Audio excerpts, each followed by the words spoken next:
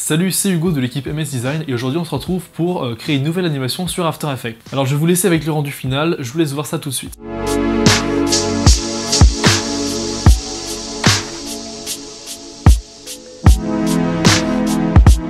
Voilà, donc j'espère que ça vous plaira. Je tiens juste avant que la vidéo ne démarre, vous dire que nous sommes en partenariat sur cette vidéo avec Storyblocks, une banque d'images qui nous a contacté et qui nous a proposé de créer ce genre d'animation. Donc cela ne changera en rien la qualité de la vidéo et j'espère au contraire que ça sera encore mieux. Bref, on se retrouve sur After Effects tout de suite. Donc pour commencer, il faut bien entendu trouver de belles images pour créer ce type d'animation. D'où l'intérêt d'utiliser Storyblocks. Alors pour ceux qui ne connaissent pas encore, Storyblocks en fait c'est une banque d'images où vous pouvez trouver de tout. Il y a donc des photos de qualité, des images vectorielles et des icônes. On a trouvé avec Mathieu du coup le site assez intéressant parce qu'il y a plus de 400 000 images dans leur librairie, donc franchement on peut trouver un peu tout et n'importe quoi. Alors si ça vous intéresse, je vous mettrai un lien dans la description, il y a même 7 jours d'essai gratuit pour ceux qui aimeraient tester leur service.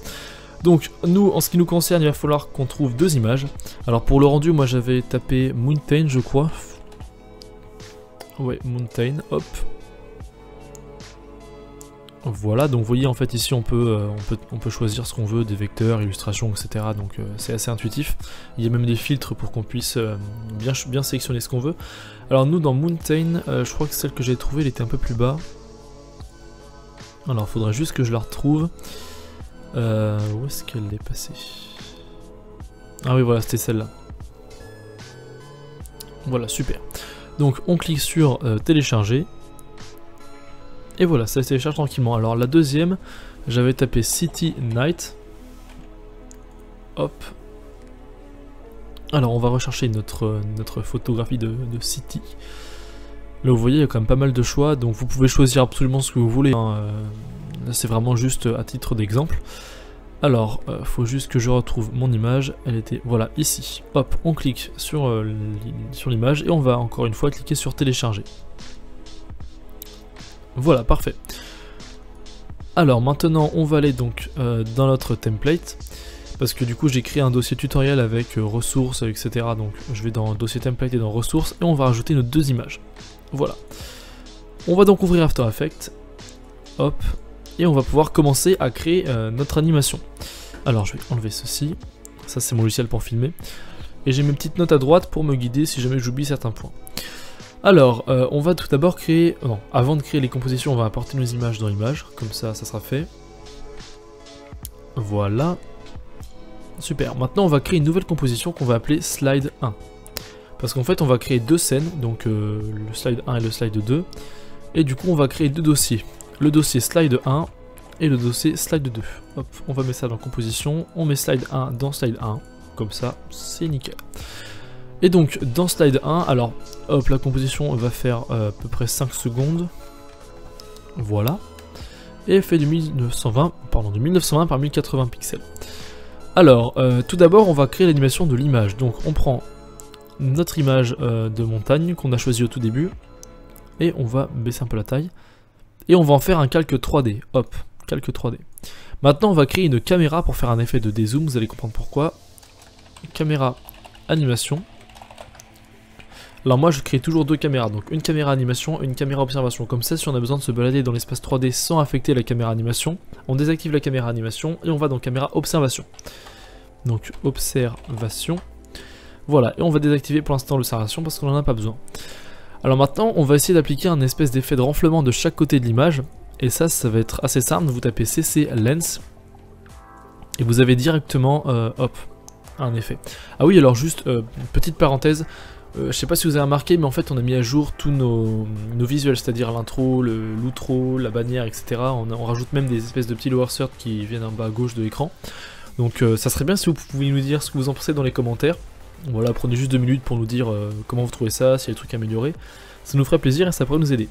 Bref, on retourne à notre tutoriel et on va modifier notre effet. Alors déjà on va aller à peu près 3 secondes ici.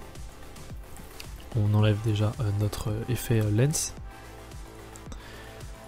Et donc on va cocher, enfin on va cliquer sur P pour dire qu'à 3 secondes la caméra elle a cette position là. Maintenant on va précomposer l'image, donc CTRL SHIFT C et on va l'appeler image 1. Vous allez comprendre pourquoi. Si jamais un jour on a besoin de modifier le template. Tout ce qu'on a à faire, c'est cliquer sur ici, sur l'image 1, et on change l'image. Comme ça, dans slide 1, l'image sera automatiquement modifiée par ce qu'on aura mis là-dedans. Voilà, donc c'est juste assez pratique. Maintenant, hop, on va aller du coup à 0 secondes, et on va zoomer un max dans l'image. Parce que de toute façon, vu que c'est une image en 4K, je crois, même si on zoome beaucoup, il n'y aura pas une très grande perte de qualité. Donc on va zoomer jusqu'à là, et on va du coup réafficher l'effet CC Lens. Donc c'est parfait, et là je vais mettre à peu près 100.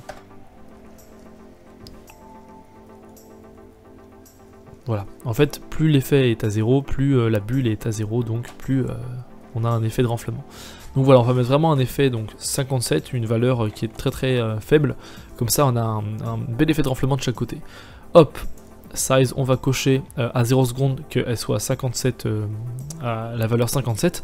Et on va aller à, donc, au moment où la caméra finit de dézoomer, et du coup, on va réajuster la valeur pour que voilà, ça soit à peu près convenable, donc à peu près 400. Voilà. Donc maintenant, si on fait un rendu, ça donne ceci. Donc si ça veut bien finir de charger. Si jamais vous avez un ordinateur pas hyper puissant, pas hyper rapide, n'hésitez surtout pas à ici, là vous mettez en 1 tiers, comme ça ça va rendre que 1 pixel sur 3, ça sera plus rapide. Donc hop, ça donne ceci. Vous pouvez voir que le dézoom il est pas extra, hein. C'est rectiligne uniforme, c'est pas un mouvement super propre. Donc on va régler le problème en modifiant le graphique de la vitesse. Donc on appuie sur U. Alors attendez, juste j'ai un petit doute, j'espère que j'ai bien démarré l'enregistrement. Oui voilà, parce qu'en fait tout à l'heure j'ai essayé de tourner le tuto, sauf que pendant 20 minutes j'ai parlé dans le vide, ça serait con de recommencer. Alors, maintenant on va aller dans l'éditeur de graphique et on va double-cliquer sur position. Ici on va aller dans lissage de vitesse et on voit apparaître le graphique de la vitesse de la position. Oui, ça fait beaucoup de choses à dire. Alors si jamais vous ne voyez pas le graphique de la vitesse, ici vous allez cocher modifier graphique de la vitesse tout simplement. Hop, on clique dessus. Et on va tirer la languette de droite vers la gauche jusqu'à peu près 85%. Voilà. Ce qui fait que voilà, c'est rapide, puis après c'est là. On va faire pareil pour la taille ici, size. On lisse la vitesse, hop. Et on va tirer jusqu'à 85% pour que nos deux mouvements soient à peu près coordonnés. Et maintenant, si on appuie sur la touche 0 pour faire un rendu. Donc j'attends patiemment que ça termine. Allez, c'est presque fini. Vous allez voir que le mouvement sera quand même beaucoup plus propre. Allez, bon, on va dire que c'est suffisant. Vous voyez, ça prend quand même beaucoup plus de temps à dézoomer en fait. C'est beaucoup plus propre qu'au début. Donc voilà, c'est parfait. Maintenant, on va créer des animations de texte qu'on va apparaître à l'écran. Donc on va créer une nouvelle composition qu'on va appeler Lower Third 1. Parce qu'on va en créer deux. Donc du coup, le premier, on va l'appeler 1. Je pense que à ce niveau-là, vous me suivez toujours. Hop. On va activer nos repères, comme ça on voit bien où est le centre, et on va sortir notre outil texte pour créer le texte MS Design. Voilà, hein, sans surprise, je pense que vous avez deviné que c'était ce texte-là que j'allais écrire. On va augmenter un peu la taille, comme ceci, et on va bien le centrer. Parfait. Maintenant, on va créer un nouveau texte qu'on va appeler Presence. Bien sûr, de chaque côté, je mets un petit trait, ça fait toujours assez sympathique. Vous n'êtes pas obligé de mettre la même chose, vous pouvez mettre forcément ce que vous voulez. Et on va baisser la taille, comme ceci, et on va mettre ça, voilà, bien au centre, un peu en dessous. Ça me paraît correct, alors là, on va juste mettre en intégrale, comme ça on voit bien avec plus de détails. Et on va maintenant créer notre cadre. Alors, hop, fond, déjà, pas de fond, on veut juste un cadre de 5 pixels blanc. Bah voilà, c'est nickel. Et on va créer notre cadre. Donc moi je fais attention à bien le centrer, comme ça j'aurai pas de rajustement à faire. Bon bah là je pense que c'est nickel. Bon bah voilà, notre cadre il est déjà tout fait. Et on aimerait que notre texte en fait il arrive de gauche à droite et le presence de droite à gauche. Alors comment on va faire? Déjà on va animer la position. Donc on va aller à un peu plus de 2 secondes. Voilà, un peu plus de 2 secondes. On appuie sur P, on va cocher P. Pareil pour notre presence, on va cocher P, c'est-à-dire que à ce moment-là, nos deux textes ils ont cette position. Maintenant on va aller à 0 secondes et on veut que le MS Design à 0 secondes il soit ici. Et le presence, on voudrait qu'il soit à droite. Et du coup on a ceci. Maintenant comment faire pour qu'il soit caché quand il sorte du cadre? Eh bien on va créer un cache, tout simplement. Hop, on sort notre outil rectangle, on va enlever le contour, hop, on va mettre un fond rouge pour qu'on le voit bien. Bon voilà, c'est déjà fait. Et on va créer un cache juste ici. Ne vous inquiétez pas, ça va disparaître, hein. C'est vraiment très laid, mais ça va pas rester longtemps. Et on va l'appeler cache 1. Pareil pour le côté droit. Hop, on va en créer un autre qu'on va appeler, à votre avis, on va l'appeler comment? Et oui, c'était ça, c'était cache 2. Parfait. Donc notre cache 1, on va le placer en dessous du MS Design. Et on va cliquer ici sur Alpha MS Design. Alors en fait non, c'était pas ça, on va le passer au-dessus, pardon, et c'est le MS Design qu'on va mettre alpha inversé. Ou alpha. Oulala, je crois que j'ai fait un peu des bêtises là, j'ai fait un petit peu n'importe quoi. Voilà, alors attendez, je vérifie que tout est bon.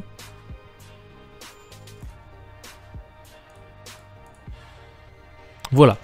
Donc, je répète, notre cache 1, on le met au-dessus du texte qu'on veut cacher. Et le texte qu'on veut cacher, ici, donc dans cache, on met alpha inversé avec le cache 1. Ce qui fait que, dès qu'il est placé sous le cache, on ne le voit pas. On va faire la même chose pour notre presence, on prend notre cache 2, on le met au-dessus, et donc dans presence, on met alpha inversé. Voilà.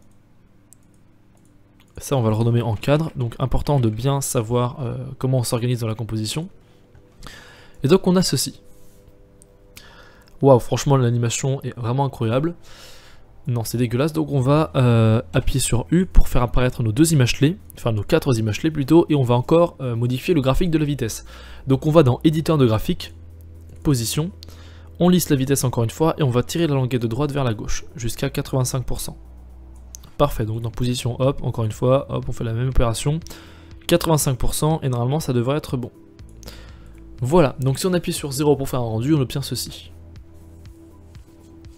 Ah bah voilà, c'est quand même bien plus propre. Maintenant on retourne dans notre slide 1, et on va importer notre lower third 1. Donc voilà ce qu'on obtient. Alors à votre avis, comment est-ce qu'on va faire pour que notre lower third, pardon, je ne trouvais pas le bon mot, pour que notre lower third il bouge comme s'il était affecté par la caméra. Et bien qu'est-ce qui lui manque? C'est qu'on lui applique un effet de calque 3D. Donc ici on va cliquer sur le petit cube, et voilà, si on va au tout début, on voit que c'est un calque 3D. Alors, petit problème, on aimerait bien faire un espèce d'effet parallaxe, comme si notre lower third était au premier plan, et notre fond était à l'arrière-plan.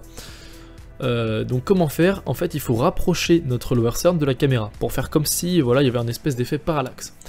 Donc c'est pour ça qu'on a créé la caméra observation. On va quitter la caméra animation et on va aller dans caméra observation. On prend l'outil caméra et on peut se balader dans l'espace 3D. Et donc ce qu'on va faire, c'est qu'on va prendre notre lower third 1 et on va le rapprocher un max de la première caméra. Donc si on active la caméra, en fait elle est juste là. Donc vous pouvez voir qu'en fait il y a la caméra, au premier plan il y a notre lower third, et à l'arrière-plan il y a notre image. Donc on quitte caméra observation, on arrive directement dans caméra animation. Le problème c'est que le lower third est tellement proche de la caméra que bah, ça fait un zoom numérique et on voit des pixels dégueulasses. Donc comment faire pour remédier au problème? On appuie sur S en cliquant sur lower third, et on va baisser la taille de notre lower third jusqu'à ce que voilà, le cadre ça fasse la taille de la composition.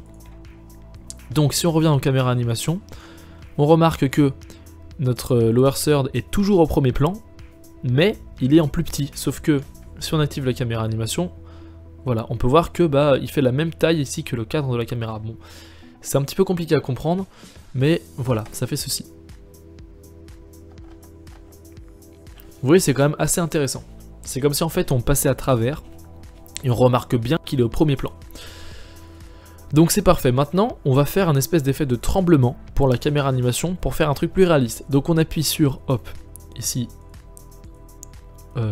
transformer, on va appuyer sur Alt et point ciblé.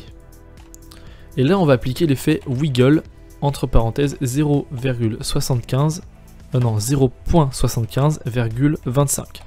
Ça veut dire que 0,75 fois par seconde, ça bouge de 25. C'est fréquence et intensité. Ce qui donne ceci.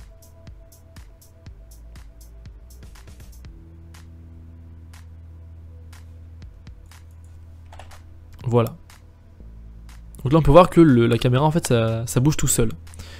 C'est peut-être pas assez rapide, du coup on va mettre 0,90 fois. Voilà, comme ça sera plus rapide. Nickel. Alors maintenant, il nous manque... Alors je regarde juste à droite, qu'est-ce qui nous manque? Ça c'est fait. Ah oui, maintenant on va créer la scène numéro 2. Ouais voilà, on va créer la scène numéro 2. On va l'appeler... Alors en fait non, on va tout simplement, on va faire hop, un CTRL D pour dupliquer notre slide. On va mettre dans slide 2. Pareil pour le Lower on va dupliquer, on va mettre dans slide 2. Et notre slide 3, on va le renommer en slide 2. Voilà, donc maintenant on ouvre slide 2, je sais je me répète beaucoup, mais bon c'est pour que voilà, tout le monde comprenne bien. Et déjà, on va supprimer l'image de fond parce qu'on va en trouver une autre, on la supprime. Et on utilise notre belle image qu'on a trouvée sur Storyblocks tout à l'heure. Voilà, donc celle-ci. Et on va en faire une précomposition comme on a fait au tout début. Donc CTRL-SHIFT-C. Et on va l'appeler image 2. Parfait, donc maintenant vu que c'est quand même un petit peu grand, déjà on la met en calque 3D, c'est mieux. Et on va baisser un petit peu la taille de notre image pour que ça soit à peu près comme ceci. C'est parfait.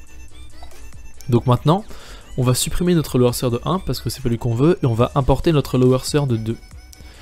Et notre lower third de 2, eh bien, on va double-cliquer dessus et on va changer les textes. On va mettre a new, comme dans le rendu que je vous ai montré au début, animation. Parfait. Et on va bien centrer tout ça. Donc hop,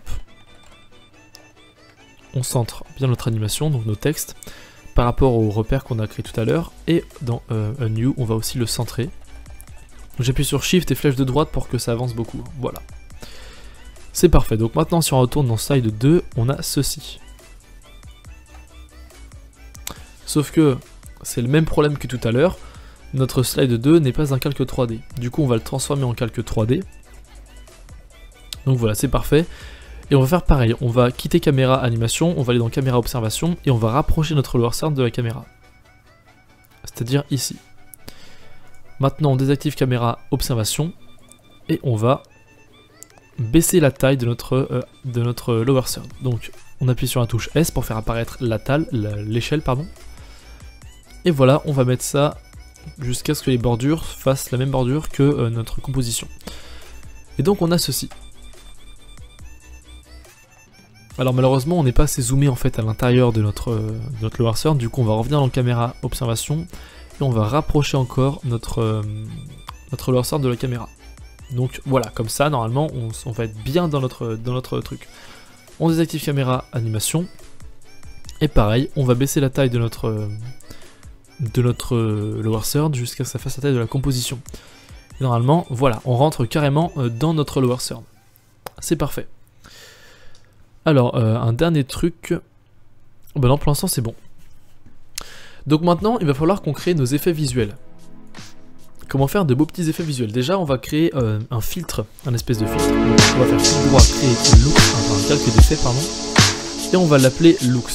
Moi, en général, je le mets toujours de couleur jaune pour bien me repérer.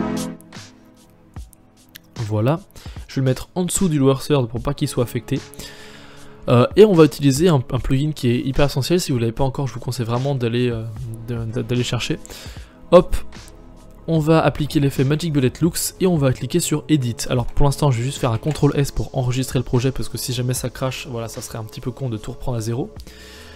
On va aller dans Edit. Donc j'attends que ça démarre. Voilà. Alors pour ceux qui ne connaissent pas du tout le plugin, en fait à droite on a la possibilité de créer manuellement des filtres photos, enfin des looks quoi, on appelle ça comme ça. Et à gauche il y a des looks déjà tout faits. Donc nous on va prendre celui-là. Alors ici ce sont les différents effets qui constituent notre filtre. Donc diffusion, ça fait comme une espèce d'effet de lueur diffuse. La vignette on va l'enlever parce qu'elle est trop importante, ça rassombrit trop l'image. Ça en fait ça rajoute des effets visuels lumineux sur les côtés. Et ça c'est l'aberration chromatique, vous voyez c'est quand ça sépare en fait les trois couleurs. On va augmenter un petit peu la taille de l'aberration chromatique mais pas trop non plus. Genre 1, voilà. 1,070, ça sera parfait. Ça on va laisser ça comme ça aussi, et film grain, alors en gros, film grain ça rajoute des espèces de petits grains un peu partout, ça donne un effet assez clean, assez propre, et assez vintage même, donc on va s'accorder une petite folie, ça va être assez sympathique. Parfait. Et donc maintenant, on va copier notre looks, donc CTRL C, on va aller dans Slide, on va faire CTRL V, et on va le mettre en dessous de Return. Parfait. Donc là du coup on a nos deux scènes qui se ressemblent pas mal. C'est bien d'avoir des trucs qui se ressemblent parce que si vous avez du rouge d'un côté et du vert de l'autre, ça va pas le faire du tout. Donc faut des couleurs qui correspondent un minimum. Et donc maintenant on va créer des effets visuels qu'on appelle des Light Leaks, vous allez comprendre ce que c'est et pourquoi on va le faire. Donc on crée une nouvelle composition qu'on appelle Light Leaks. Ça c'est du plus, hein, vous n'êtes pas obligé, vous pouvez vous arrêter là, il n'y a pas de souci. Mais bon, c'est quand même plus sympa d'avoir visuellement ce genre d'effet. Et donc dans Light Leaks, on va créer un nouveau solide qu'on va appeler Light Leaks pour beaucoup d'originalité. Et on va mettre l'effet bruit de turbulence. Parfait. Dans bruit de turbulence, complexité on va mettre 1, parce que en fait plus on a une complexité importante, plus il y a plein de subdivisions et c'est pas hyper beau. Nous on veut des gros bouts qu'on va pouvoir changer la couleur, donc on va mettre 1. Dans échelle, transformation échelle, on va mettre une grosse valeur, donc 1500. Voilà. Et on va jouer sur le contraste et la luminosité pour faire apparaître et disparaître du coup des contrastes. Donc contraste on va augmenter et luminosité on va baisser. Et voilà ce qu'on obtient. Maintenant il va falloir qu'on change l'évolution. Donc l'évolution, voilà, plus ça évolue, plus ça nous donne des effets comme ceci, vous voyez. C'est l'évolution, sauf que de base elle est figée. Donc comment faire pour animer l'évolution automatiquement sans faire des images clés? On appuie sur la touche Alt et on va cliquer sur évolution. Et là du coup on a notre truc pour mettre des commandes là, putain je me rappelle plus du tout du nom. Bon voilà, on va mettre en ligne de code l'effet time x 450. Ça multiplie le temps par 450, donc la valeur qui sera affectée à évolution va correspondre au temps x 450. Et du coup automatiquement en fonction du temps, ça bouge tout seul. Donc c'est parfait. Et maintenant on va colorer tout ça en mettant un effet qui s'appelle Colorama. Hop. Et donc dans cycle de sortie on va utiliser un paramètre prédéfini qui est l'effet feu. Donc voilà, on a un effet un petit peu de feu, c'est assez transparent comme nom. Et on va rajouter un effet qui s'appelle teinte / saturation. Ici. Et on va redéfinir la teinte de notre flamme comme on va appeler. Voilà, donc déjà on va essayer de redéfinir ici une teinte qui soit ressemblante, voilà, à du orange, du rouge, donc dans ces eaux-là. Là la saturation elle est de 25%, donc on va mettre 100% pour qu'on ait une couleur maximale. Et on va mettre plutôt du rouge, voilà, du rouge orangé. Et on va cliquer sur Alt et redéfinir la teinte. On va appliquer comme l'effet pour la caméra au début, donc Wiggle, et là on va mettre 5,50. Ça veut dire que la valeur change de 50 5 fois par seconde. Et du coup on a un effet multicolore. Voilà, comme ça. Alors maintenant on va retourner dans notre slide 1 et on va mettre par-dessus notre Light Leaks. Ici. Donc bien entendu on va le mettre en mode addition pour qu'on puisse voilà, bien voir tout. Et vous voyez que c'est beaucoup trop lumineux, donc on va mettre une opacité de 25%. Et normalement, si on fait un rendu, vous voyez donc de chaque côté on a nos petits effets de lumière et ça rend quand même vachement sympathique. On va faire la même chose pour notre seconde scène, donc CTRL C, slide 2, CTRL V. On va mettre ça juste ici. Et donc voilà. Vous voyez que ça rend quand même assez sympathique. Alors maintenant ce qu'on va faire c'est la transition entre les deux scènes. On va créer une nouvelle composition qu'on va appeler Render Comp. Donc c'est la composition où on va faire le rendu tout simplement. Et donc dans notre slide 1, en fait il faut qu'il y ait un lien entre la fin du slide 1 et le début du slide 2. Je sais pas si vous me suivez mais il faut que ça fasse comme si les deux scènes se suivent. Donc nous on va faire une rotation. Comme ça va tourner dans un sens et ça va retourner dans l'autre. Et on va avoir l'impression que les deux scènes se suivent parfaitement. Alors on va hop dans caméra animation, on appuie sur R comme rotation, on va à peu près à la fin, voilà, ici, et on va cocher rotation Z. Rotation Z c'est voilà dans ce sens là. Donc on coche rotation Z, on va tout à la fin et on met plus 180. On va aller pareil dans lissage de vitesse, rotation, on double clic, et là on va tirer la languette de droite vers de la languette de gauche vers la droite jusqu'à 85%. Voilà, parce que du coup la bosse sera importante et c'est à ce moment-là, donc au moment où ça tournera le plus vite, qu'on va changer de scène, parce que du coup quand ça va tourner vite, il y aura beaucoup de flou, vu qu'on va activer le flou. Et du coup on va pas trop avoir l'impression que la scène change. Alors, étant donné qu'on a mis ça vers la fin, donc c'est-à-dire étant donné que la bosse est vers la fin de l'animation, eh bien il faut que la bosse du slide 2 soit au début de l'animation, pour faire comme s'ils se rejoignent.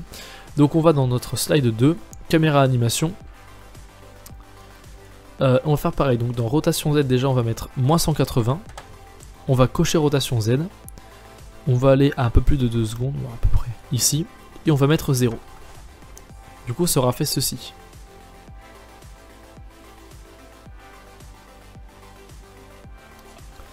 Alors petit problème en fait, j'ai pas mis l'image en assez grand parce que du coup on voit qu'il y a des bords noirs, donc on va augmenter la taille de l'image, comme ça.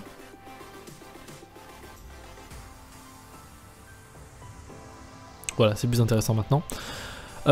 Et on va encore une fois lisser les vitesses, donc dans rotation Z, on clique là, on clique sur lissage de vitesse, et voilà, donc la droite on va l'atterrir vers la gauche.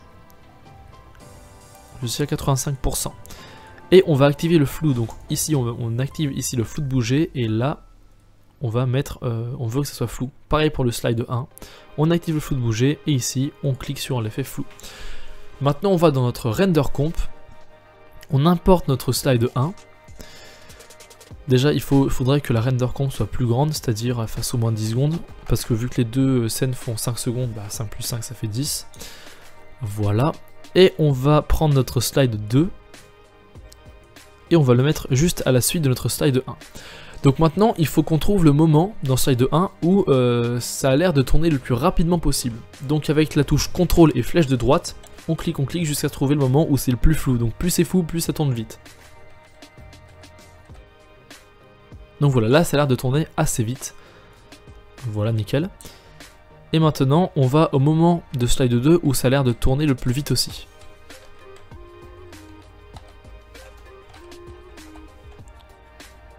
Ici ça me paraît pas mal, voilà. Et du coup si on fait un rendu, on obtient ceci.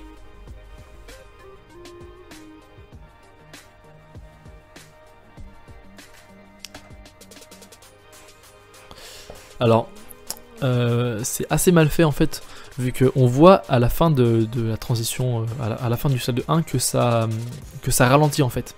Du coup on va raccourcir ce moment-là, et on va refaire un rendu pour voir ce que ça donne. Parfait. C'est nickel. Donc là on dirait bien que on passe d'une transition à l'autre et ça le fait pas mal. Donc c'est parfait. Alors hop. Donc je vous mets le rendu de ce qu'on vient de faire. Juste maintenant l'écran, vous allez pouvoir regarder.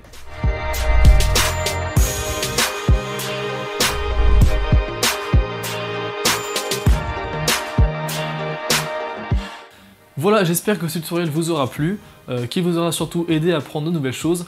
En tout cas, je sais plus du tout si j'en ai parlé au tout début, mais on a changé, je sais pas si vous avez remarqué, tous les visuels de la chaîne, c'est-à-dire le logo, l'intro, l'outro, la bannière, etc. Donc n'hésitez pas à nous dire vraiment ce que vous en pensez dans les commentaires, ça nous fera un grand plaisir, ça pourrait nous aider à améliorer tout ça. Et également ce que vous avez pensé de ce tutoriel. Bref, moi je vous dis à plus, et rendez-vous pour de prochaines vidéos sur MS Design. Salut!